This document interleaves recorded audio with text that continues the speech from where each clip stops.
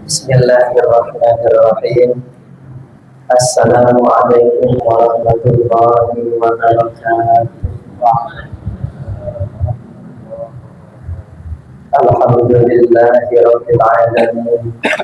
Wassalatu wassalamu ala sayyidina Muhammadin wa ala alihi wa sahbihi ajma'in, amma ba'd.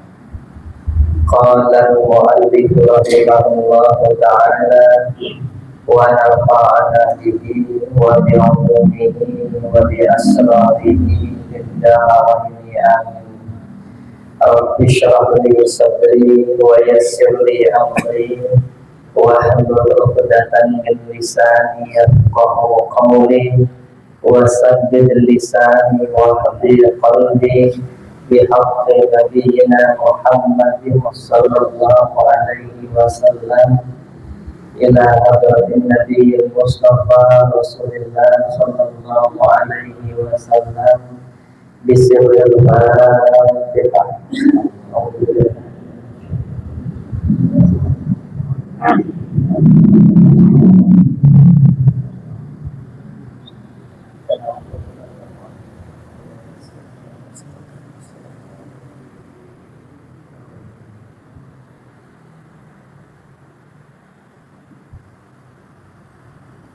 Kitab Mukhtasar Targhib wa Tarhibnya yang cetakan lokal halaman 270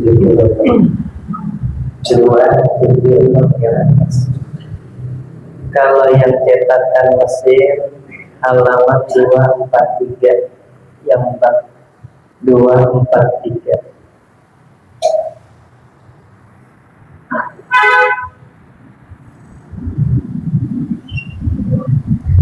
Bismillahirrahmanirrahim. An-Wafilah bin al-Asqa'i radhiyallahu ta'ala anhu qala Rasulullah sallallahu alaihi wasallam la tubtilis syamatata li akhika fayyarhamahullahu wa yabtaliya. Dari sahabat Wafilah bin Asqa' radhiyallahu ta'ala anhu, ia berkata, bersabda Rasulullah sallallahu alaihi wasallam, janganlah kalian menampakkan kegembiraan terhadap musibah yang menimpa saudara. Asyamata itu kira orang kena musibah namanya syamata. Jangan kira kalau ada musibah mengenai orang lain, maka Allah akan menyayangi si yang kena musibah, saudaramu itu, dan Allah akan mengujimu dengan musibah. Orang kena kehilangan, yang umpama kehilangan motor, syukur lagu masih jangan. Nanti Allah sayangi dia, Allah ganti itu dia motor dengan yang baru. Yang hilang second, Allah kasih itu ganti yang baru. Caranya Allah mempuasa. Habis itu motor kita hilang, ya. Itu namanya wajah besar yang Allah berikan. Jangan. Orang mukmin itu kalau ada tertimpa musibah terhadap semukmin lainnya, ikut sedih, bantu kalau bisa. Kalau nggak bisa, pakai doa. Kalau tertimpa saudara mukmin lainnya kena musibah, ikut itu merasakan seakan-akan. Kalau mereka dapat nikmat, ikut girang. Kalau dapat nikmat, ikut girang. Jangan orang dapat nikmat bahwa kita ada semuanya. Ada nggak gitu? Ada. Orang beli mobil aja, renovasi rumah, dia kesel. Ya, jangan. Ikut girang aja. Mending kita bercandain kalau di mobil ya, boleh tuh numpang orang pakai rumah ya tuh, lebih baik orang. Emang itu kaitannya sama hati.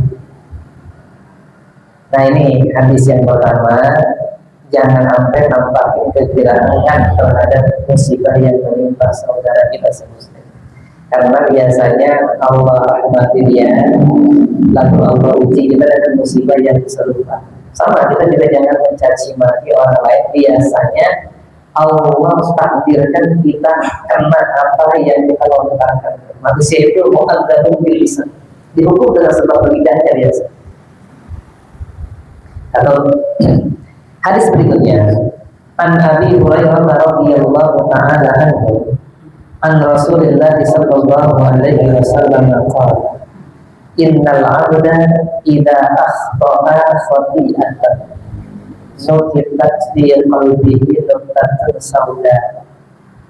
Dari sahabat Abi Hurairah radhiyallahu taala, namanya Abdurrahman bin Sakhar. Dari Rasulullah sallallahu alaihi wasallam, beliau bersabda, sesungguhnya seorang hamba apabila buat satu kesalahan maksiat, niscaya nukitat fi qalbihi nuqtatun, niscaya muncul titik di dalam hatinya satu titik hitam. Jadi orang kalau habis maksiat muncul titik hitam di hatinya, maksiat lagi titik hitam lagi, maksiat lagi hitam lagi. Fa in huwa naza'a wastaghfara suqilan, maka jikalau dia menarik diri dari maksiat, tobat, tidak gagal lagi dan ngelakuin maksiat, wastaghfara, dan dia meminta ampun kepada Allah, suqilan, itu yang tadi hati ada titiknya, suqilan, itu dibersihkan lagi, dicemar lagi, dihapus, titik hitamnya dihapus. Fa'in ada zida fiha hatta ta'luwan qalban, maka jika dia ulang lagi nih maksiat lagi, niscaya ditambahkan fiha pada itu titik hitam di dalam hati, sampai-sampai itu titik hitam menutupi hatinya. Ta'luwan sebenarnya mengatas di hati, ada di atas hatinya sampai tertutup. Fahuwa ar-ranu alladhi dzakarallahu ta'ala kalla bal rana ala qulubihim ma kanu yaksibun. Maka itulah tutupan yang telah Allah sebut di dalam Al-Quran sekali-kali tidak, bahkan telah menutupi di atas hati-hati mereka apa yang mereka kerjakan berupa maksiat. Jadi orang kalau banyak maksiatnya hatinya gelap kan.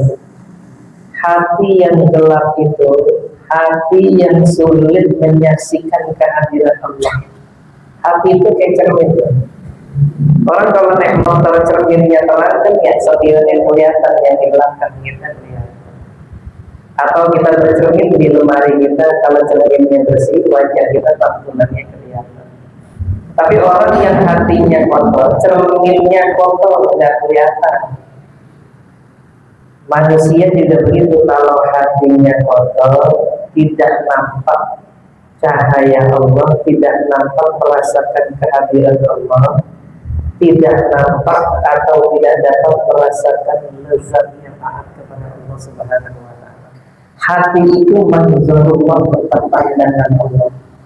Allah tidak memandang rupa kita, Allah tidak memandang jabatan kita, Allah tidak memandang pakaian kita, Allah tidak memandang apapun yang ada, aksesoris dunia yang ada di dalam diri kita.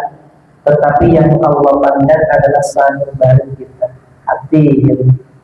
Makanya dalam hadis ada satu bagian tubuh manusia yang kalau itu baik, semua baik. Kata Nabi, apa tuh? Namanya hati. Hati itu rajanya. Semua amalia kita sehari-hari tergantung hati. Orang yang senang taat karena memang hatinya bersih. Orang yang senangnya maksiat karena memang hatinya kotor. Hati.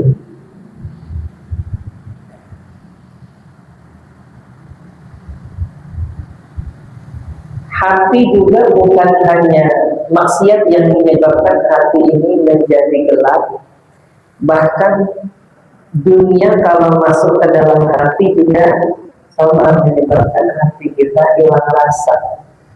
Lezatnya ibadah nggak ada rasanya, lezatnya wirid nggak ada rasanya, karena di hati kita dunia masuk. Kalau kata orang tasawuf, para wali memberikan tamsil. Hati itu laksana bahtera. Dunia itu laksana air laut. Kapalnya hati, air lautnya itu dunia. Kalau mau selamat, dunia itu dilewatin aja, dijadikan jembatan menuju Allah. Orang yang kalau dunia masuk ke dalam hati sama kayak kapal laut, air lautnya masuk gitu.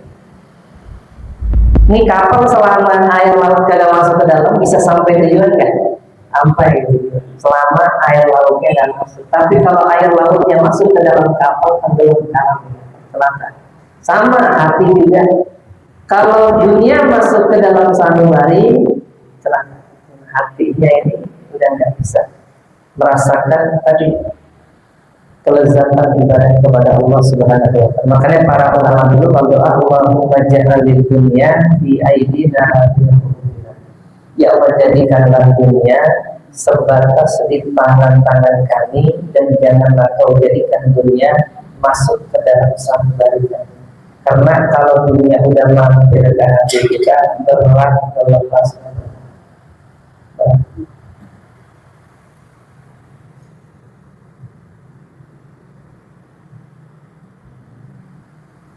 Rawahu Tirmidzi, ini hadis diriwayatkan oleh Imam At-Tirmidzi, Imam Abu Isa Muhammad bin Isa At-Tirmidzi di dalam sunannya. Di lengkap satu hadis Pak, ini mirip ini satu hadis Tirmidzi. Wa an Thawban radhiyallahu ta'ala anhu 'anil Nabi sallallahu alaihi wasallam qala inna rajula la yuhramu rawahu Nasai. Dari Sayyidina Thawban radhiyallahu ta'ala anhu, dari baginda Nabi sallallahu alaihi wasallam, beliau bersabda, sesungguhnya seseorang sungguh terhalang itu orang rezekinya dengan sebab dosa yang dilakukannya. Jadi orang kalau banyak maksiat, rezekinya juga terhalang. Kayak selokan, selokan kalau airnya mau ngalir jangan ada sampahnya. Berarti sampahnya itu kayak maksiat. Orang kalau air ngalirnya mau kencang, rezekinya mau kencang, jangan sampai selokannya itu ada sampahnya. Jangan maksiat kepada Allah. Nanti rezekinya ngalirnya kencang, barokah. Tapi dulu ada orang maksiat juga, rezekinya banyak aja. Itu namanya istidraj. Kelihatannya nikmat, hakikatnya ada. Diberi untuk dihancurkan, dikasih untuk dihinakan, namanya istidraj. Firaun duitnya banyak, kerajaannya dari timur sampai barat. Allah lagi itu orang kurang-kurangnya, makin jaya makin kaya. Awalnya ngaku raja, semakin kokoh kerajaannya, makin banyak duitnya, makin sombong. Namanya tidak puas ngaku raja, ngaku Tuhan. Yang di dalam Al-Quran dihikayatkan, anak rabbukum al-a'la. Saya ini, kata Firaun, Tuhan kalian yang maha tinggi. Allah mudah diberi untuk dihinakan, ditenggelamkan di dalam laut merah. Karena sombong yang didapat Firaun itu bukan rezeki yang kita mau. Itu namanya istidraj. Korun ini duitnya nggak ada serinya, Pak. Orang sekarang nggak ada yang duitnya ngalahin korun, ya. Korun itu punya duit disimpan di gudang yang kuncinya aja diangkat oleh kurang lebih 10 orang. Kata kitab tafsir Al-Futuhatul Ilahiyah, cerita itu kunci tempat naruh duitnya diangkatnya sama 10 orang. Bahkan kita mau kunci sendiri juga bisa, ya. Saking banyaknya duit. Tapi mulia enggak, karena yang dikasih itu berupa istidraj, dikasih buat dihina. Makin jaya, makin kaya, makin sombong, makin bangga, makin bahasa hebat, makin ujub, Akhirnya Allah tenggelamkan. Fasafna bihi wa bidarihi al-ard. Kami tenggelamkan Korun beserta harta bendanya. Orang kita kalau korek-korek tanah mobil apa dia kata? Padahal Korun di mana tahu ya. Tapi memang saking banyaknya berharta hampir tahu kita begitu. Jadi nggak mulia. Emang yang bikin mulia orang itu kaya apa dermawan, Pak? Ayo coba. Yang bikin mulia orang itu kaya apa dermawan? Bukan kaya, dermawan. Orang rumah hampir 4 lantai, mobil lalu 4 biji. Kalau kagak dermawan, kita. Orang nggak punya rumah, nggak punya mobil, dermawan mulia. Jadi hidup ini tujuannya bukan kaya, hanya duit yang bisa berbagi. Dermawannya yang ditekan. Hidup mulia itu. Makanya dalam hadis yang lain dikatakan man lazimal istighfar, barang siapa yang menetapi istighfar, ja'alallahu min kulli dhiqin makhrajan. Allah jadikan dari setiap kesulitan, kesempitan makhrajan jalan keluar. Wa min kulli hammin farajan, dari setiap kesulitan kelapangan. Apa resepnya istighfar? Kenapa? Karena dosa menyebabkan orang sedih, menyebabkan orang susah. Karena dosa membuat orang terhimpit. Maka resepnya adalah istighfar kata Nabi. Nah ini hadis amalnya istighfar. Sabar hari istighfar. Mau maksiat mau kagak istighfar. Nabi aja yang gak ada dosanya istighfar sabar hari 100 kali. Jadi diri tetap. Jadi diri istighfar. Astagfirullahaladzim ya Allah. Ingat dosa-dosa lampau mulai ambil balik. Biarin air mata netes, biarin. Ingetin dosa mana dari ujung rambut sampai ujung kaki, pernah melanggar perintah Allah gimana? Ingetin sambil istighfar.